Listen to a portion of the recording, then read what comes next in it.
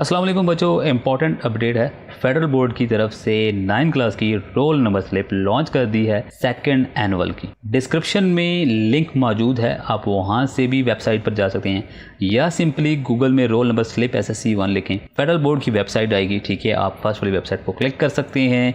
यहाँ पे आपने जोन से भी आपने चूज़ करना है जिसकी अपनी रोल नंबर स्लिप निकालनी है।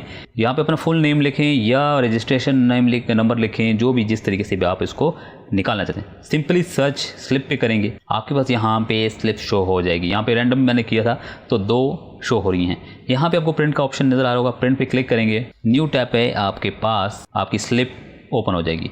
आपने जब जस्ट कंट्रोल P करना है और यहाँ से सेव एज PDF करना है और सेव कर लेनी है जहाँ भी आप अपने डेस्कटॉप में सेव करना चाहते हैं, डाउनलोड में सेव करना चाहते हैं, डॉक्यूमेंट्स वगैरह जहाँ भी अपनी मर्ज़ी की सेव करके उसका प्रिंट, या तो आप डायरेक्ट प्रिंट लगा हुआ तो आप प्रिंट ले लीजिएगा या फिर आप सेव कर लीजिए। तो जिन जिन की स्लिप है या जिन जिन के पेपर हैं वो जाके डाउनलोड कर सकते हैं। अगर कोई इशू है तो आप कॉमेंट्स बता सकते हैं कि आपकी स्लिप डाउनलोड नहीं हो रही या कुछ और पूछना चाहते हैं। Thank you.